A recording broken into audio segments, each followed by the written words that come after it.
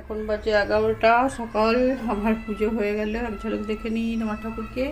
এখন আমি রান্নাঘরে যাব, দেখি কি রান্না করি আজকে। ওয়েদার খুব খারাপ। রান্না হবে মাসকলাইয়ের ডাল, আলু সিদ্ধ, পটল আলু কুমড়ো দিয়ে তরকারি, আর তেঁতুল মাছ হবে। তো ডালটা ছুকবো। তো এখন আমি তেলের উপরে শুকনো লঙ্কা, মৌরি আর 2-4টে মেথি দিয়েছি। তো এটা ভাজা ভাজা হয়ে গেলে ডালটা ছোপ দিয়ে দেবো। আলু সিদ্ধ, পেঁয়াজ লঙ্কা ভাজা হয়ে গেছে, তরকারির পেঁয়াজ কাটা হয়ে গেছে। তারপর মাছটা করে রেখেছি, মাখাইনি। আর কুমড়ো আর আলু কাটা আছে, আর এখানে পটল দেবো, পটলটা একটু ভেজে নেবো। তো আমার পেঁয়াজটা ভাজা হয়ে গেছে।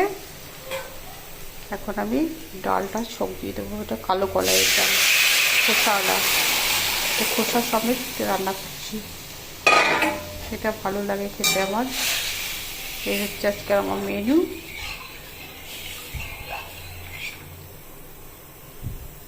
ছাদে এলাম, জামা কাপড়গুলো সব মেলা আছে, দেখছি কতটা জল ঝরে গেছে, হাফ হাফ শুকিয়ে গেছে। এবার সব তুলে দেবো। কীরকম মেঘ লেগেছে দেখুন। দেখুন আমার কুমড়োর তরকারিটা প্রায় কষা হয়ে গেছে। এবার একটু জল দেবো, দিয়ে করে দেবো, সামান্য অল্প জল দেবো, কারণ করতে করতে সিদ্ধ হয়ে গেছে। আর এদিকে মাছ ভাজা হচ্ছে।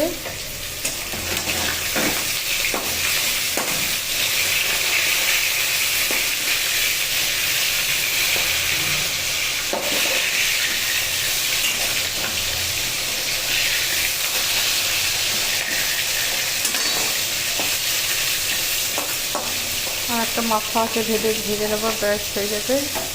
আর এর মধ্যে একটু জল করে নিই। ঘাটু ঘাটু ওই ঘাটু ঘাটু ঘাটু ঘাটু, এখানে এসো। কি করছো তুমি? কই এই যে ঘাটু।